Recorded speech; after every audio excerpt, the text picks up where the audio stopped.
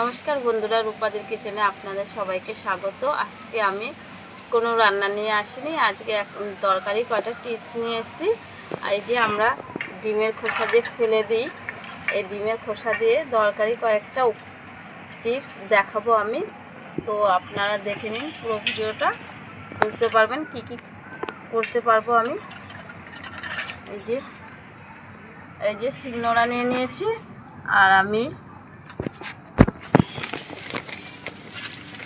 শিলনোড়ায় এই যে প্রথমত আমি ডিমের খোসাগুলো ভালো করে ধুয়ে নিয়েছি রোদ্দুরে। শিলনোড়ায় নিয়ে নিচ্ছি, আপনারা চাইলে মিক্সিতেও বেটে নিতে পারেন। শিলনোড়ায় বেটে নেব।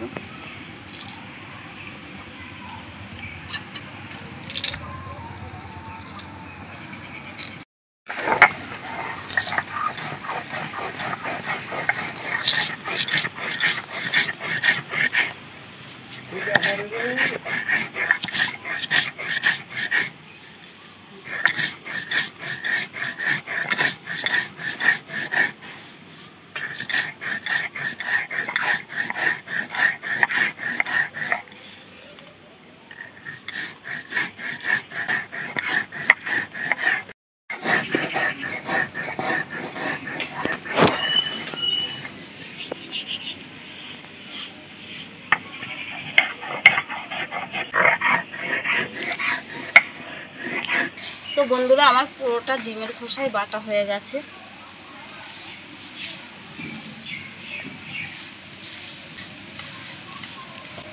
এতটা ডিমের খোসা হয়েছে, খোসা বাটা।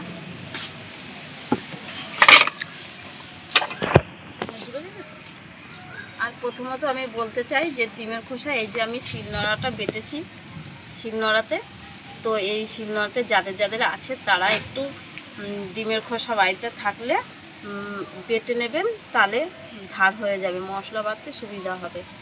আর যাদের মিক্সি আছে, মিক্সিতে কয়েকটা এতগুলো মতো 3-4টে মতন ডিমের খোসা নিয়ে মিক্সিতে 1 মিনিট মতন ঘুরিয়ে নেবেন, তাহলে মিক্সির ব্লেডটা ধার হবে। দ্বিতীয় 2 নম্বর হয়ে গেল। এবারে 3 নম্বর, এই যে একটা আমি ডিমের খোসা রেখে দিয়েছি হাফ, এটা একটা ফুটো করে, এই যে ফুটো করে ঘরের এক কোনায় রেখে দেবেন। সবার বাড়িতেই তো টিকটিকির উপদ্রব বেড়েছে, তো টিকটিকি আসবে না।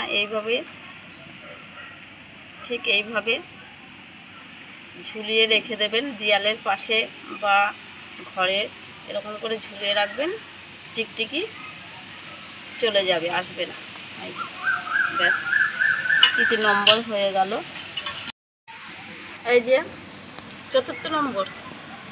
4 নম্বর, আমি অ্যাপেল সিডার ভিনিগার নিয়েছি। এটা আমি কিন্তু খাই বাড়িতে প্রত্যেক দিন, গরম জলে 2 চামচ করে। আর এটা দিয়ে দেবো আমি 2 চামচ। এমনি ভিনিগার দিলেও হবে, অ্যাপেল সিডার ভিনিগারটা দিলে বেশি ভালো হবে। দেখে নিন, অ্যাপেল সিডার ভিনিগার খুব কার্যকরী। এটা হচ্ছে আপনারা এমনিও 2 চামচ করে উষ্ণ গরম জলে খাবেন, শরীরে এনার্জি হবে।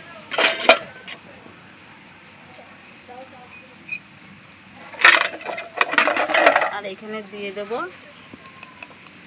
1 চামচের মতন।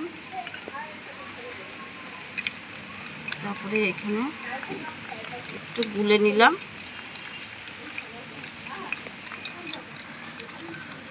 গুলে এবারে আমাদের যে জয়েন্টে ব্যথা আছে, সবার অনেকেরই ব্যথা এখন কম বয়সে, জয়েন্টে কুনুইয়ের ব্যথা, তারপরে এই হাতের এখানে ব্যথা, হাঁটুতে ব্যথা, সব জায়গায় ব্যথা।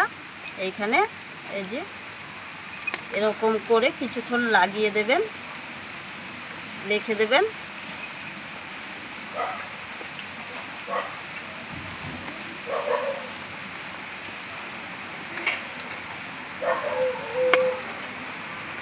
পাঁচ 10 মিনিটের মতন রেখে দেবেন।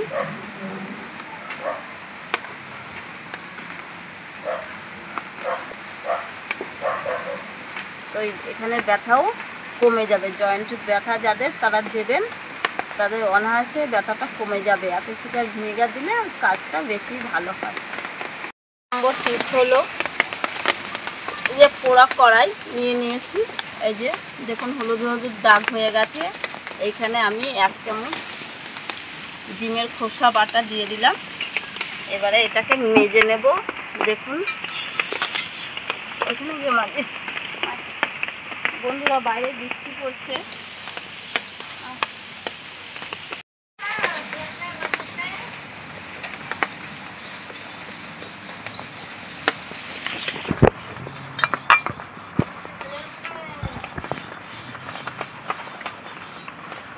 এই খোসা দিয়ে যদি আমরা কড়াইটা মেজে নিই, আমাদের কষ্টটা খুব কম হবে, উঠে যাবে। আমি মেজে দেখাচ্ছি।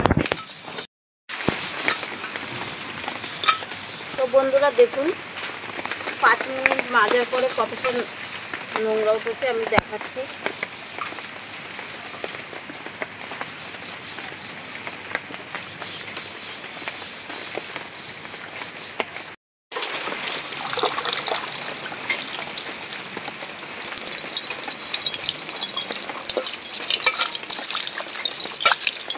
তো বন্ধুরা দেখেছেন কড়াইটা কত সুন্দর চকচক করছে। এই যে আর একটু মারলে আর একটু পরিষ্কার হবে। ব্যাস, এখানে গোলাপ জল নিয়ে নিচ্ছি 2 চামচের মতো, যেগুলো আমরা গোলাপ জল মুখে ব্যবহার করি সেই সব গোলাপ জলই নিতে হবে।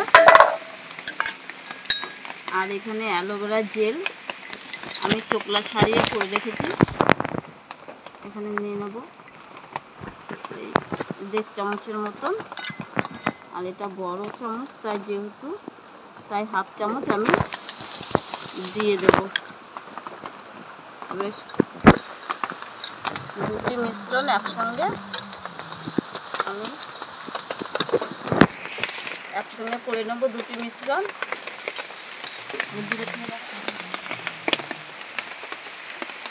এটা আমাদের যে কালো দাগ হয়ে যায়, এই যে ফুলের নিচে গলায় কালো যে দাগগুলো হয় যেখানে যেখানে সেখানে সেখানে এই যে এরকম করে লাগিয়ে দিতে হবে, লাগিয়ে রেখে দিতে হবে।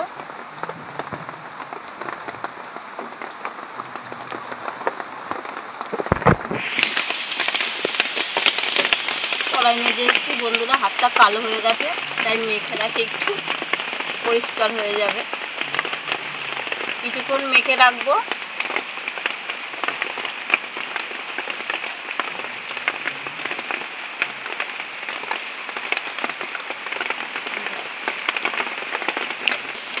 তাহলে দেখুন জায়গাটা কদিন মাখলেই পরিষ্কার হয়ে যাবে। আর বন্ধুরা খুব জোরে বৃষ্টি আসছে, বাইরে বুঝতে পারছেন কিনা জানি না, আকাশের অবস্থা খুবই খারাপ আর বৃষ্টি পড়ছে। মেখে নেব।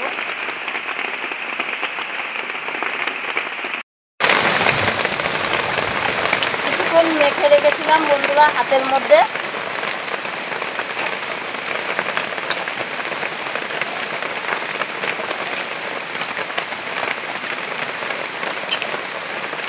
কড়াই মেখেছিলাম, হাতটা কালো কালো হয়ে গেছিলো, কি সুন্দর হয়ে গেছে পরিষ্কার। দেখুন হাতটা, বুঝতে পারছেন? এই যে তো দেখুন বন্ধুরা একটা বোতল নিয়ে নিয়েছি। এবারে বোতলের মধ্যে আমি কিছু ডিমের খোসা দিয়ে দেব। এই যে, আর এর ভিতরে জল দিয়ে দিয়েছি। এবারে আমি ছাঁকিয়ে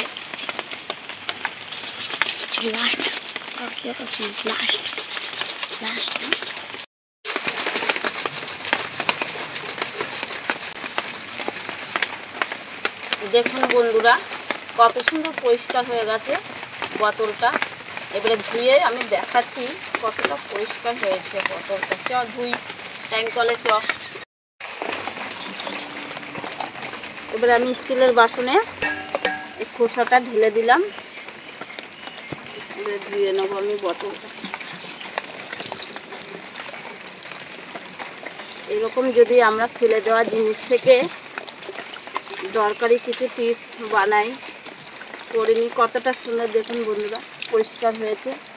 আগে কীরকম ছিল, এখন কীরকম হয়েছে, খুবই পরিষ্কার হয়েছে, ঝকঝকে তকতকে। আপনারা সব সময় তো, আমরা তো গ্রাম অঞ্চলে এদিকে ওদিকে বালি মাটি পাওয়া যায়, ওখান থেকে আমরা মেজে পরিষ্কার করি। কিন্তু আপনারা যারা শহরে থাকেন তারা এই ডিমের খোসা না ফেলে এই দরকারি কাজে লাগাবেন, খুব ভালো হবে। কেছি খোসাটা বোতলে পরিষ্কার করে এবার একটু মেজে নিচ্ছি। তো আপনারা শুধু দেখবেন যে কীরকম পরিষ্কার হয়।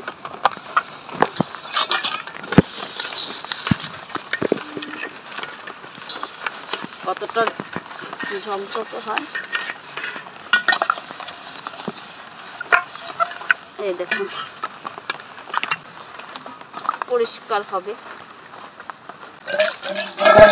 এই দেখুন, কোনো কিছু সাবান সার্ফ ছাড়াই কতটা সুন্দর পরিষ্কার ঝকঝকে হয়ে গেছে। থালাটাও ধুয়ে দেখাচ্ছি।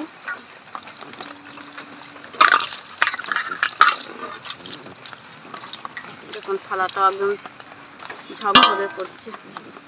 চলুন এবারে রান্নাঘরে। তো বন্ধুরা, লাস্ট টিপ, আমি যে বসে রান্না করি রান্নাঘরে, সেই এখানে একটা কাঁঠাল গাছ আছে।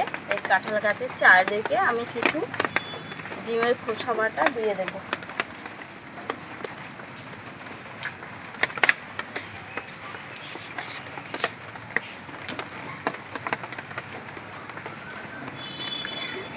এইভাবে করে দিলে কি গাছটা বৃদ্ধি পায়, সার হিসাবে গাছে যে আমরা সার দিই সেই কাজটাই করে এই ডিমের খোসা বেটে দিলে। আর হচ্ছে আরেকটা টিপস, এই খোসা বাটা আমরা যদি ঘরের চারপাশে ছড়িয়ে দিই, মশা মাছিও কম হবে। তাহলে আরেকটু আছে, আমি চারিদিকে ছড়িয়ে দেব। কিন্তু আপনারা যদি থাকে তো অনেক দিন রেখেও এটা ব্যবহার করতে পারেন। আর আমরা তো ডিম সবাই খাই, আর সবাই যারা নিরামিষ খান তো খান, আর অনেকেই তো ডিম খান প্রত্যেক দিনই প্রায় বলতে গেলে। তো রেখে দেবেন, এরকম করে টিপস কাজে লাগাবেন, তো অনেক উপকারে আসবে। চলুন এবারে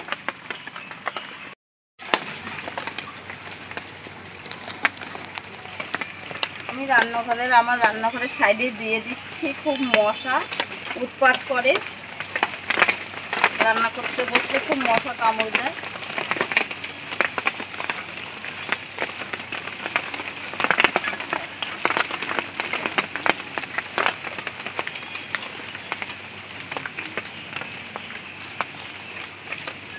আমি এই ডিমের খোসা কত কাজে লাগালাম, খুব দরকারি টিপস। তো আপনারা এইভাবে যদি ডিমের খোসা না ফেলে যদি দরকারি কাজে লাগান তো অনেক উপকারে আসবে, অনেক টাকা বাঁচবে। তো বাসন মাজারটা তো শুধু আমরা সাবান দিয়ে মাজি, তো এইভাবে যদি ডিমের খোসাটা রেখে দিই, বাসন মাজার সময় অল্প অল্প করে নিই, অনেক ঝকঝক করবে বাসন।